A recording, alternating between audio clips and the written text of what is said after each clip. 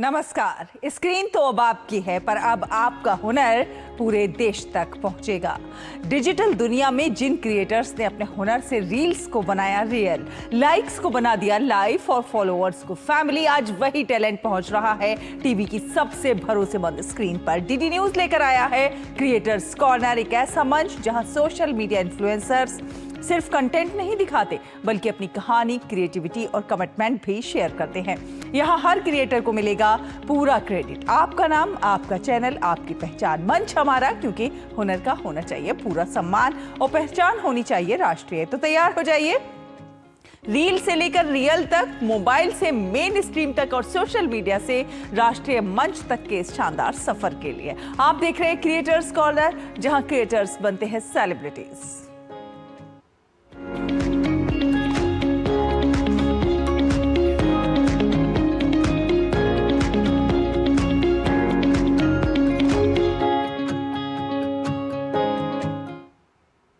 क्या कोई एक अकेला फाइटर पायलट 6 दुश्मन लड़ाकू विमानों को चुनौती दे सकता है? क्या कोई जानता हो कि उसके बचने की संभावना बेहद कम है, फिर भी वो उड़ान भरे? और क्या कोई ऐसा भी हो सकता है जो कि अपने आखिरी सांस तक देश की रक्षा करता रहे?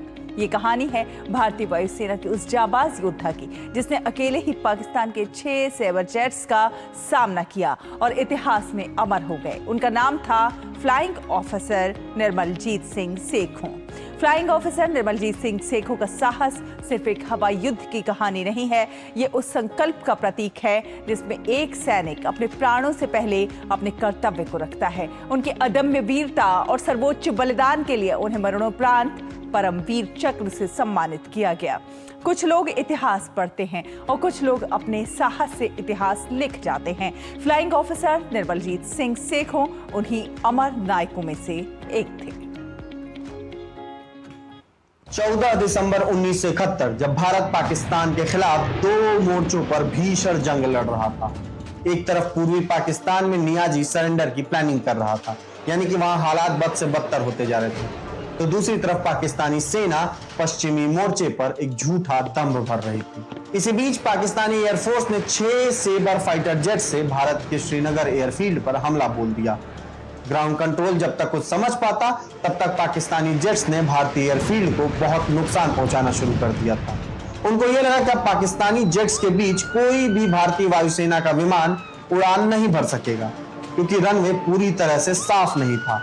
वहां धूल का एक भीषण गुब्बार उठा था। लेकिन इस बीच 26 साल के एक फाइटर पायलट ने वो फैसला लिया जिसने उस हमले की पूरी तस्वीर बदल कर रख दी। वो अपने कॉकपिट में बैठा और सीधे अपने जेट के साथ अकेले दुश्मनों से भिड़ने के लिए उड़ गया, और इस उड़ान ने एक ऐसा इतिहास रच दिया जो आज तक कायम है। एक अकेला जेट पाकिस्तान के 6 तब के मॉडर्न सेबर जेट से भिड़ गया और अपनी जान देकर उस जंग फाइटर पायलट ने श्रीनगर का आसमान बचा लिया। इस अफसर को अपने शौर्य के लिए मिला देश का सर्वोच्च सैन्य सम्मान परमवीर चक्र। ये कहानी है भारतीय वायुसेना के एकमात्र परमवीर चक्र विजेता फ्लाइंग ऑफिसर निर्मलजीत सिंह सेखों की। मैं नृपेंद्र हूं और आप देख रहे हैं शौर्य गाथा।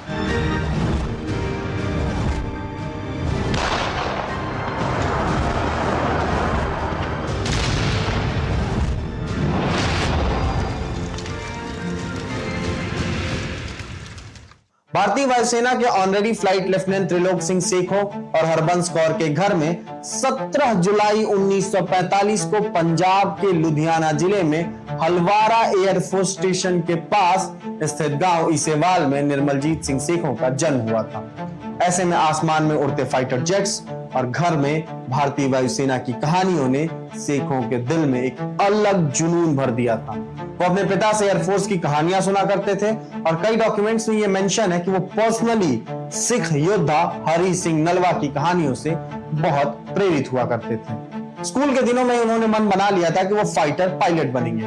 अपनी स्कूलिंग पूरी की, इसके बाद उन्होंने आगरा के दयाल बाग इंजीनियरिंग कॉलेज में एडमिशन लिया, लेकिन उनका मन क्लासरूम के बजाय जेट्स की कॉकपिट्स की तरफ खिंचता जा रहा था। ऐसे में उन्होंने कॉलेज के दिनों में एनसीसी ज्वाइन की। वो ऐसी ही एक्टिविटीज का हिस्सा बनने लगे जहां से वो विमान का मॉडल बनाने, उड़ान से जुड़ी चीजों को सीखने में अपना मन लगाने लगे। उन्होंने वायुसेना ज्वाइन करने की तरफ अपना कदम बढ़ाया और इंजीनियर बनने का सपना छोड़ दिया। वो खुद को फाइटर पायलट बनाने के लिए तैयार करने लगे। उन्होंने एनसीसी स्पेशल एंट्री के थ्रू एसएसबी पास करके इंडियन एयरफोर्स एकेडमी के 52वें कोर्स का हिस्सा बने। यहाँ की कठिन ट्रेनिंग पूरी करने के बाद 4 जून 1967 को उन्हें भारतीय वायुसेना में एक यंग पायलट अफसर के रूप में कमीशन मिला। इसेवाल गांव का वह लड़का जो हलवाड़ा एयरबेस से गुजरते जेट्स को देखकर बड़ा हुआ था, अब खुद उसी भारतीय वायुसेना का फाइटर पायलट बन चुका था। लेकिन फाइटर पायलट बनने की उनकी राह आसान नहीं थी। उनकी लंबाई अच्छी खासी थी और जिस फुल एंड नेट विमान को उन्हें उड़ाना था उसका कॉकपिट बहुत छोटा, लेकिन ये जेट बेहतरीन था और लड़ाई में इसका कोई मुकाबला नहीं था। उस दौर में फुल एंड नेट को अपनी तेज रफ्तार, शानदार मैन्यूवरिंग के लिए जाना जाता था, लेकिन पायलट अफसर सेखों जैसे लंबे पायलटों को उस छोटे कॉकपिट में बैठना आसान नहीं था।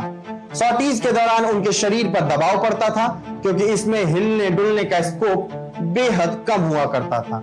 लेकिन निर्मलजीत सिंह सेखों ने इसे बहाना नहीं बनाया। उन्होंने खुद को जेट के हिसाब से ढाला। उन्होंने इस नेट की चाल समझी, उसकी ताकत समझी और जल्द ही वह नेट उनका सबसे भरोसेमंद साथी बन गया। 4 जून 1968 को उन्हें फ्लाइंग ऑफिसर के पद पर प्रमोट किया गया। अक्टूबर 1968 में उनकी पोस्टिंग भारतीय वायुसेना की 18वीं स्क्वाड्रन फ्लाइंग बुलेट्स में हुई। 18वीं स्क्वाड्रन की स्थापना 15 अप्रैल 1965 को अंबाला में इसके पहले commanding officer wing commander Aubrey Leslie Michael के नेतृत्व में हुई थी। शुरुआत में इस स्क्वाड्रन के पास 5 फुल एंड नेट विमान और 11 फाइटर पायलट थे। नेट के छोटे साइज, रफ्तार, फुर्ती और मारक क्षमता की वजह से इस स्क्वाड्रन का नाम फ्लाइंग बुलेट्स रखा गया, जिसका आदर्श वाक्य था तीव्र और निर्भय, यानी कि तेज भी और निडर भी। 1971 की शुरुआत में ही फ्लाइंग ऑफिसर सेखों ने मंजीत कौर से शादी की थी और उसी साल देश पर युद्ध का खतरा मंडराने लगा और कुछ महीनों के बाद ही उन्हें जंग का बुलावा भी आ गया। 1971 का भारत पाकिस्तान युद्ध सिर्फ जमीन पर नहीं, आसमान और समंदर में भी लड़ा जा रहा था। पूर्वी मोर्चे पर भारतीय सेना और भारतीय वायुसेना तेजी से बढ़त बना रहे थे। उन्हें इंडियन नेवी का भी सपोर्ट था, लेकिन पश्चिमी मोर्चे पर लड़ाई बहुत कठिन थी। कश्मीर के इलाके में श्रीनगर एयरबेस पर सेखों की यूनिट तैनात थी। इनका काम था कश्मीर घाटी के एयर स्पेस को सुरक्षित रखना। श्रीनगर एयरफील्ड की सुरक्षा बहुत जरूरी थी क्योंकि अगर दुश्मन श्रीनगर एयरफील्ड को नुकसान पहुंचा देता तो कश्मीर घाटी में भारत की हवाई क्षमता पर असर पड़ सकता था। लेकिन यह काम इतना आसान नहीं था। श्रीनगर में पहले से फाइटर जेट्स हमेशा के लिए तैनात नहीं रहा करते थे, इसलिए वहां के पहाड़ी इलाके, ऊंचाई और मौसम से पायलट पूरी तरह से वाकिफ नहीं थे। जब नवंबर 1971 आया तो पाकिस्तानी फाइटर जेट्स बार बार भारतीय एयर स्पेस में घुसने लगे। श्रीनगर, अमृतसर, जम्मू, जामनगर और गंगानगर जैसे इलाकों में पाकिस्तानी जेट्स की एक्टिविटीज बढ़ गई थी। 3 दिसंबर 1971 को पाकिस्तान ने भारत के कई एयरफील्ड्स पर हमला किया, जिनमें अमृतसर, श्रीनगर, अवंतीपुर और पठानकोट जैसे एयरबेस शामिल थे, जिसका भारतीय वायुसेना ने भी कड़ा जवाब दिया। लेकिन श्रीनगर अभी भी खतरे में था और श्रीनगर की सुरक्षा की जिम्मेदारी फ्लाइंग ऑफिसर निर्मलजीत सिंह सेखों और उनके साथियों पर थी। 14 दिसंबर 1971 की सुबह श्रीनगर एयरफील्ड पर फ्लाइंग ऑफिसर तैयार ड्यूटी पर थे। तभी पाकिस्तानी वायुसेना के 6 F-86 सेबर विमान श्रीनगर एयरफील्ड पर हमला करने पहुंचे। ये विमान पेशावर से उड़कर आए थे और सेबर उस दौर का एक ताकतवर फाइटर जेट माना जाता था। पाकिस्तान एयरफोर्स को उस पर बहुत भरोसा था। उनका मकसद साफ था, श्रीनगर एयरफील्ड को नुकसान पहुंचाना और भारतीय विमानों को उड़ान भरने से रोकना और कश्मीर के आसमान में अपनी ताकत दिखाना। उन्होंने एयरफील्ड पर बम गिराने शुरू किए। रनवे पर धमाके हो रहे थे, मशीन गनों से फायरिंग हो रही थी, एयरबेस को नुकसान पहुंचाने की हर संभव कोशिश की जा रही थी। ऐसे में भारतीय पायलटों के सामने सबसे बड़ा सवाल था, क्या इस हमले के बीच टेक ऑफ किया जा सकता है? क्योंकि दुश्मन सीधे ऊपर था, नीचे रनवे पर धूल और धमाके थे और जरा सी गलती मतलब सीधी मौत। फ्लाइंग ऑफिसर सेखों 2 विमानों की जोड़ी में दूसरे नंबर पर तैनात थे। पहले विमान को उनके सीनियर फ्लाइट लेफ्टिनेंट घुम्मन उड़ा रहे थे। घुम्मन ने टेक ऑफ किया और उनके विमान के उड़ान भरते ही रनवे पर धूल का एक बड़ा गुब्बार उठ गया और वहां की विजिबिलिटी खराब हो गई। सेखों तुरंत टेक ऑफ नहीं कर पाए। कुछ पल निकल गए और युद्ध में कई बार कुछ पल ही जिंदगी और मौत के बीच का एक बड़ा फर्क बन जाते हैं। जब तक धूल थोड़ी साफ हुई तब तक 6 पाकिस्तानी सेबर जेट्स भारतीय एयरफील्ड के ऊपर पहुंच चुके थे। वो हमला कर रहे थे, लेकिन शेखों ने वहां रुकने का फैसला नहीं लिया। उन्होंने खतरे को देखा, आसमान में दुश्मन को देखा, रनवे की हालत देखी और फिर मौत की आंखों में आंखें डालकर अपना नेट रनवे पर दौड़ा दिया और उनका छोटा सा भारतीय नेट आसमान में उड़ गया। यह कोई सामान्य टेक ऑफ नहीं थी, यह मौत के बीच से निकली उड़ान थी। उड़ते ही शेखों ने दुश्मन को पकड़ना शुरू कर दिया। सामने पाकिस्तान के सेबर विमान थे, उनकी संख्या ज्यादा थी, स्थिति बेहतर थी क्योंकि वो पहले से आसमान में मौजूद थे और शेखों अभी अभी रनवे से उड़े थे। लेकिन उस दिन एक चीज शेखों के पक्ष में थी, उनका साहस, उनकी ट्रेनिंग और उनका जबरदस्त फाइटर जेट नेट। तब के एडवांस सेबर जेट के सामने अपना छोटा सा नेट लेकर उड़ रहे फ्लाइंग ऑफिसर शेखों ने जो शौर्य दिखाया वो इतिहास के पन्नों में दर्ज है। वो लाइन है ना कि the man behind the machine is important then the machine itself. शेखों ने हमला कर रहे विमानों की एक जोड़ी को निशाना बनाया और उनके बीच डॉग फाइट शुरू हो गई। वो लोग बहुत कम ऊंचाई पर पेड़ों के आसपास लड़ाई कर रहे थे, जहां एक छोटी सी गलती भी विमान को जमीन पर गिरा सकती थी। शेखों ने एक के बाद एक सेबर जेट्स पर हमला शुरू कर दिया और एक को गिरा दिया और दूसरे को गंभीर रूप से नुकसान पहुंचाया, जिससे दुश्मन के फॉर्मेशन में वहां हलचल मच गई। जिस हमले को पाकिस्तान एयरफोर्स आसान समझकर आई थी, वहां एक अकेले भारतीय पायलट ने उन्हें उलझा दिया। कुछ ही पलों में शेखों ने साबित कर दिया कि संख्या हमेशा ताकत की नहीं होती। अब बाकी सेबर जेट्स भी लड़ाई में आ गए। एक तरफ शेखों का अकेला नेट और दूसरी तरफ कई पाकिस्तानी सेबर विमान। लेकिन शेखों पीछे नहीं हटे, उन्होंने अपने विमान को तेजी से घुमाया, दुश्मन से बचते रहे, उन्हें जवाब देते रहे, यानी कि टिपिकल डॉग फाइट। वो आखिरी पल तक लड़ते रहे। उन्हें जमीन से वापस लौटने की सलाह भी दी गई, लेकिन तब तक उनका विमान बहुत नुकसान झेल चुका था। विमान पर दुश्मन की गोली लग चुकी थी, उनके कंट्रोल्स कमजोर हो गए थे। फिर भी उन्होंने हार नहीं मानी। कुछ देर तक उनका विमान सीधा उड़ता रहा और फिर वह अचानक पलटा और नीचे गिरने लगा। शेखों ने आखिरी पल में इजेक्ट करने की कोशिश भी की, लेकिन वह कोशिश सफल नहीं हो सकी और फ्लाइंग ऑफिसर निर्मलजीत सिंह शेखों देश की रक्षा करते हुए वीर गति को प्राप्त हुए। लेकिन उनका बलिदान सफल रहा। दुश्मन के विमान घबरा गए और उन्होंने श्रीनगर एयरफील्ड पर अपना हमला आगे नहीं बढ़ाया। वो वापस लौट गए। एक अकेले पायलट ने श्रीनगर को बचा लिया था। एक छोटे से नेट ने 6 सेबर विमानों का घमंड तोड़ दिया। मैन बिहाइंड द मशीन वाली बात। और 26 साल के निर्मलजीत सिंह शेखों ने भारतीय वायुसेना के इतिहास में अपनी जगह हमेशा के लिए बना ली। एक कहानी है कि नेट की उस फ्लाइंग बुलेट स्क्वाड्रन में बने रहने के लिए उन्होंने अपने बड़े जूड़े तक को छोटा करवा लिया था। ये केवल सुविधा का फैसला नहीं था, ये फैसला उनके ड्यूटी टुवर्ड्स डिवोशन को दर्शाता है। फ्लाइंग ऑफिसर निर्मलजीत सिंह शेखों को उनके साहस बलिदान के लिए मरणोपरांत परमवीर चक्र से सम्मानित किया गया और आज तक वे भारतीय वायुसेना के पहले और इकलौते ऐसे अधिकारी हैं जिन्हें यह सम्मान मिला। उनके साइटेशन में लिखा गया, उन्होंने निश्चित मौत के सामने भी अद्भुत साहस, उड़ान कौशल और दृढ़ निश्चय दिखाया। उनकी शहादत ने भारतीय वायुसेना की परंपरा को नई ऊंचाई दी। उनकी याद में साल 1982 में सेना डाक सेवा ने भारतीय वायुसेना की स्वर्ण जयंती पर उनके सम्मान में विशेष डाक टिकट जारी किया। साल 2000 में 50वें गणतंत्र दिवस के अवसर पर उनके नाम का स्मारक डाक टिकट भी जारी हुआ। 1985 में एक समुद्री टैंकर का नाम उनके नाम पर रखा गया। हाल ही में आई बॉर्डर 2 फिल्म में भी उनकी लाइफ के कुछ हिस्सों से इंस्पिरेशन ली गई थी। अगर इस वीर गाथा ने आपके दिल में गर्व जगाया है तो इसे अपने लोगों तक जरूर पहुंचाइए। अंत में मुझे रामधारी सिंह दिनकर की वो पंक्तियां याद आती हैं जिसमें वो कहते हैं कि जला अस्थियां बारी बारी चटकाई जिनमें चिंगारी, जो चढ़ गए पुण्य वेदी पर बिना लिए गर्दन का मोल, कलम आज उनकी जय बोल। जो अगणित लघुदीप हमारे तूफानों में एक किनारे, जल जला कर बुझ गए किसी दिन, मांगा नहीं स्नेह मुंह खोल, कलम आज उनकी जय बोल।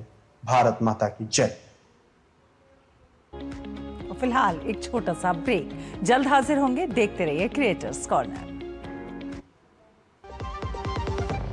सस्ते वाले दाल मसाले स्वाद हुआ बेकार, एमडीएच की हल्दी मिर्ची धनिया करे कमाल। ये रंग दे, ये खुशबू दे, ये तीखा, ये कम पड़े, क्या निराला एमडीएच मसाला।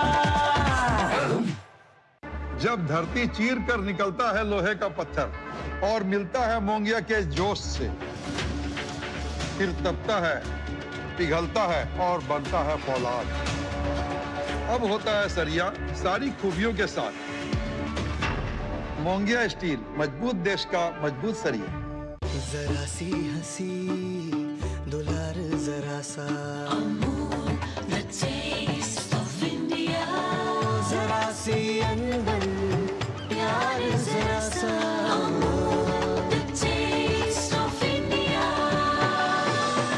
यही तो अमूल है स्वाद इंडिया का, यही तो अमूल है।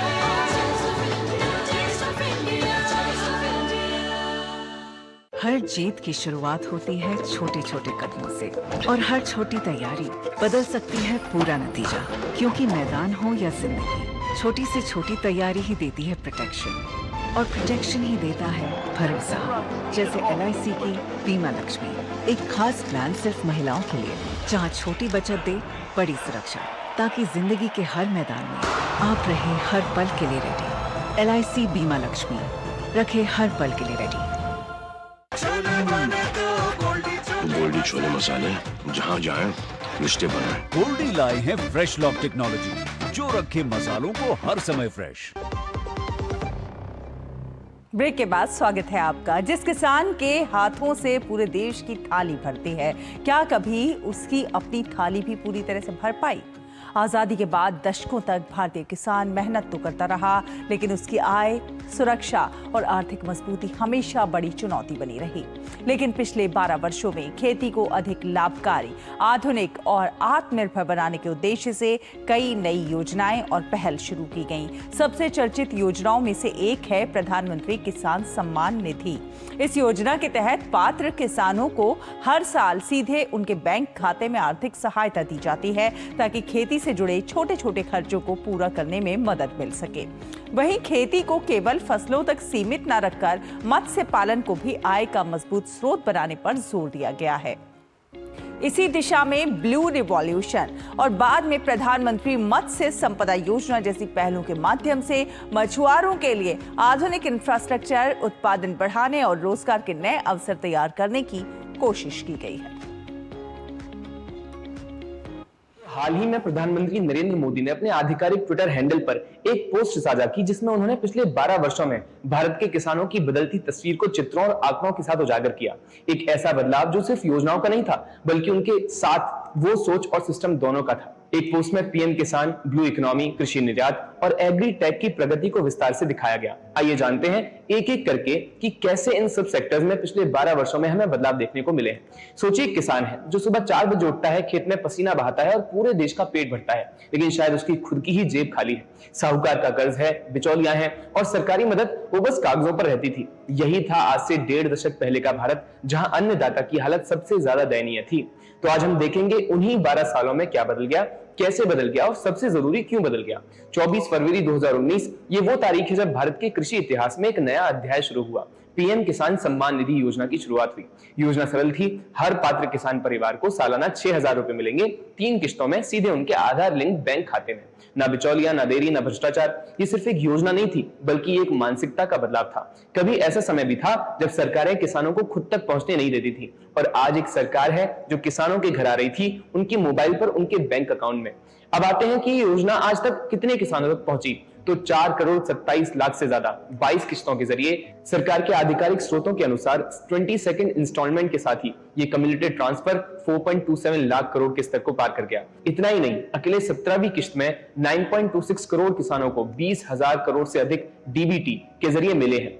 पहले किसान अपनी जरूरत के लिए साहूकार के दरवाजे पर जाता था, अब वो बीज खरीदता है अपने पैसों से, खाद लेता है अपनी शर्तों पर। यही है असली सम्मान। भारत में खेती की बात होती है तो हमेशा गेहूं चावल की ही सोचते हैं, लेकिन देश के 30 करोड़ मछुआरों की दुनिया है वो ब्लू इकोनॉमी, जो कभी अपेक्षित थी, वो आज देश की सबसे तेज उड़ान भर रही है। 2013-14 में भारत का मत्स्य उत्पादन था 95.79 लाख टन और 2024-25 में 197.75 लाख टन, यानी 106% की वृद्धि महज 1 दशक में। आज भारत दुनिया का दूसरा सबसे बड़ा मछली उत्पादक देश है और अकेले ग्लोबल आउटपुट में 8% का योगदान करता है। ये बदलाव रातों रात नहीं आया। इसके पीछे है पीएम मत्स्य संपदा योजना PMMSY, जिसमें 20,750 करोड़ का निवेश हुआ। साथ में आया FIDF fisheries and aquaculture infrastructure development fund, जिसने बंदरगाहों से लेकर के कोल्ड स्टोरेज तक का ढांचा मजबूत किया। साथ ही फिशेज के लिए KCC कवरेज भी लगातार बढ़ी ताकि वर्किंग कैपिटल तक पहुंचना आसान हो और साहूकार पर निर्भरता कम हो। अब समुद्री उत्पाद के एक्सपोर्ट की बात करते हैं, वो भी रिकॉर्ड हाई फिस्कल ईयर 2024-25 में 62,408 करोड़ का सी फूड एक्सपोर्ट हुआ, जो पिछले साल में 3.11% ज्यादा है। 2013-14 में भारत का कृषि निर्यात लगभग $37.29 बिलियन था और 2024-25 में $51.9 बिलियन पहुंच गया, यानी 37% से ज्यादा की वृद्धि। और ये सिर्फ संख्या नहीं, ये भारत के किसान की ग्लोबल पहचान है। सी फूड एक्सपोर्ट्स भी पिछले एक दशक में 2 गुने से ज्यादा बढ़े हैं। प्रोसेस्ड फूड प्रोडक्ट्स का एक्सपोर्ट फिस्कल ईयर 2025 में लगभग $10.1 बिलियन रहा और भारत आज दुनिया का दूसरा सबसे बड़ा चाय निर्यातक देश बन चुका है। भारत का अन्न, भारत का मसाला, भारत की मछली आज 130 से ज्यादा देशों की थालियों में पहुंच रहे हैं। ये एक्सपोर्ट्स तब होते हैं जब किसान की उपज क्वालिटी में पहले दर्ज की हो, इंफ्रास्ट्रक्चर हो और सरकार की नीतियां सपोर्ट करें। आज तीनों चीजें एक साथ हो रही हैं। पीएम मोदी का विजन स्पष्ट है, दूसरी ग्रीन रिवॉल्यूशन विज्ञान, तकनीक और आधुनिक आविष्कारों से चलनी चाहिए। और ये सिर्फ नारा नहीं रहा, ये जमीन पर उतर रहा है। डिजिटल एग्रीकल्चर मिशन के लिए 2,817 करोड़ का बजट आवंटित हुआ है। इसका मतलब है कि किसान की जमीन का डिजिटल रिकॉर्ड, उसकी फसल का डेटा, उसकी जरूरत की एनालिसिस, सब कुछ एक प्लेटफॉर्म पर होगा। किसान ई मित्र ने अब तक 92 लाख से ज्यादा क्वेरीज का जवाब दिया है, जिनमें से 20,000 से ज्यादा क्वेरीज रोज हैंडल होती हैं। सॉइल हेल्थ कार्ड्स की बात करें तो लगभग 253.8 मिलियन कार्ड्स वितरित हो चुके हैं। इसका मतलब यह है कि अब किसान को पता है कि उसकी मिट्टी में क्या कमी है, कौन सी खाद डालनी है, कितनी डालनी है। लैब टू लैंड कनेक्शन का यही मतलब है। और सबसे एक्साइटिंग इनिशिएटिव नमो ड्रोन दीदी। सरकार ने 1,261 करोड़ रुपए की इस योजना में 15,000 महिला सेल्फ हेल्प ग्रुप्स को ड्रोन देने का लक्ष्य रखा है। ये महिलाएं DGCA सर्टिफाइड ड्रोन पायलट्स बनती हैं, किसानों के खेतों में फर्टिलाइजर और पेस्टिसाइड स्प्रे करती हैं और इससे हर SSG को कम से कम 1 लाख रुपए की अतिरिक्त वार्षिक आय होती है। गांव की बेटी ड्रोन दीदी बन रही है। 2013-14 में एक किसान की कहानी थी, कर्ज, बिचौलिए और अपेक्षा। 2025 में वही किसान है, PM किसान की किश्त सीधे खाते में, सॉइल हेल्थ कार्ड हाथ में, किसान क्रेडिट कार्ड जेब में और उसके गांव की बहन ड्रोन दीदी बनकर आसमान में। उसकी मछली 130 देशों में जा रही है, उसका अनाज $51.9 बिलियन का एक्सपोर्ट बना रही है। ये सिर्फ स्कीम्स नहीं है दोस्तों, बल्कि एक सिस्टमैटिक ट्रांसफॉर्मेशन है। जब नीति, निवेश और नवाचार तीनों एक साथ काम करते हैं तो अन्नदाता भी समृद्ध होता है और देश भी। भारत का किसान अब सिर्फ खेत का मालिक नहीं है, बल्कि वो एक एम्पावर्ड एंटरप्रेन्योर है। तो इसी के साथ आज के क्रिएटर्स कॉर्नर के क्रिएटिव एपिसोड में बस इतना ही। अगर आपके अंदर भी है कुछ अलग करने का जज्बा, तो आप अपना कंटेंट हमें ttnews.creatorscorner@gmail.com पर भेज सकते हैं या फिर आप हमें व्हाट्सएप भी कर सकते हैं। व्हाट्सएप नंबर है 8130555806। क्योंकि क्रिएटर्स कॉर्नर में हर क्रिएटर्स की कहानी बहुत मायने रखती है और हर आवाज को मिलता है पूरा सम्मान, पूरा क्रेडिट। अगले एपिसोड में फिर मिलेंगे नई सोच, नए चेहरों और नई क्रिएटिव उड़ान के साथ। क्रिएट करते रहिए, प्रेरित करते रहिए और देखते रहिए क्रिएटर्स कॉर्नर सिर्फ DD न्यूज पर। नमस्कार।